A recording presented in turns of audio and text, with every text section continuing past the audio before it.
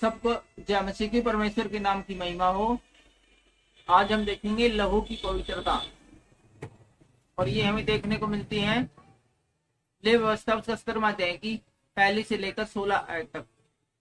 यदि आपके पास भी बाइबल है तो हमारे साथ निकाल लीजिए लहू की पवित्रता।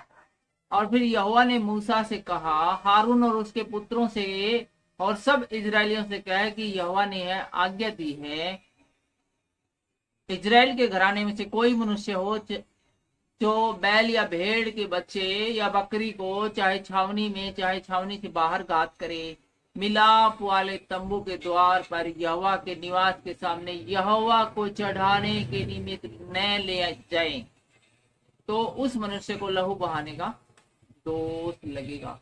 बड़ी ही इंपॉर्टेंट आज्ञा है, वो यहोवा परमेश्वर है, वो मूसा को देता है और कहता है कि ये जो मैं तुझे आज्ञा देता हूँ इसको हारून और उसके घराने को और समस्त इजरायलियों को दो। कौन सी आज्ञा दी है कि मिलाप वाले तंबू के द्वार पर चाहे वो यहोवा के निवास के सामने यहोवा को चढ़ाने के निमित्त न ले जाए, कोई पशु है वो यहोवा के निवास के स्थान के सामने न लाए तो उसके ऊपर दोष लगेगा। और वह मनुष्य जो लहू बहाने वाला ठहरेगा वह अपने लोगों के बीच में से नष्ट किया जाए। और इस विधि का कारण यह है कि इजरायली अपने बलिदान जिनको वे खुले मैदान में वध करते हैं, वे उन्हें मिलाप वाले तंबू के द्वार पर याजक के पास यहोवा के लिए ले जाकर उसी के लिए मेल बलि करके बलिदान किया करें।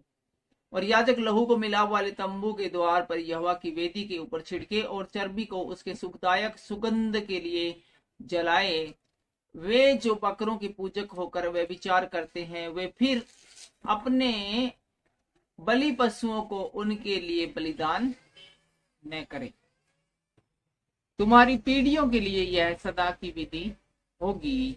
तू उनसे कह कि इजराइल के घराने के लोगों में से या उनके बीच रहने वाले परदेशियों में से कोई मनुष्य क्यों न हो जो होम बलि या मेल बलि चढ़ाए और उनको मिलाप वाले तंबू के द्वार पर यहोवा के लिए चढ़ाने को न ले आए, वह मनुष्य अपने लोगों के बीच से नष्ट किया जाए।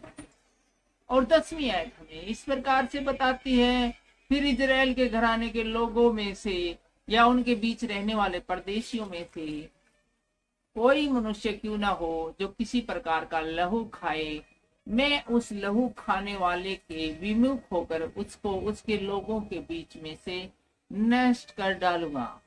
क्योंकि शरीर का प्राण लहू में रहता है और उसको मैंने तुम लोगों को वेदी पर चढ़ाने के लिए दिया है कि तुम्हारे प्राणों के लिए प्रायश्चित किया जाए, क्योंकि प्राण के कारण लहू ही से प्रायश्चित होता है। इस कारण मैं इजरायलियों से कहता हूं कि तुम में से कोई प्राणी लहू न खाए, और जो परदेशी तुम्हारे बीच रहता हो वह भी लहू न खाने पाए। और 13वीं आयत हमें बताती है, इजरायलियों में से या उनके बीच रहने वाले परदेशियों में से कोई मनुष्य क्यों ना हो जो अहेर करके खाने के योग्य पशु या पक्षी को पकड़े, वह उसके लहू को उंडेल कर धूली से ढांप दे, क्योंकि शरीर का प्राण जो है वह उसका लहू ही है जो उसके प्राण के साथ एक है। इसलिए मैं इजरायलियों से कहता हूं कि किसी प्रकार के प्राणी के लहू को तुम न खाना, क्योंकि सब प्राणियों का प्राण उसका लहू ही है। जो कोई उसको खाए वह नष्ट किया जाएगा। कोई किसी लोथ या फाड़े हुए पशु का मांस खाए वह अपने वस्त्रों को धोकर जल से स्नान करे और सांझ तक अशुद्ध रहे, तब वह शुद्ध होगा। परंतु यदि वह उनको न धोए और न स्नान करे तो उसको अपने अधर्म का भार उठाना पड़े। तो आज के इस वीडियो में इतना ही। अगले वीडियो में हम देखेंगे वर्जित यौन संबंध। लेकिन फिलहाल के लिए इजाजत दीजिए। सबको जय मसीह की जय।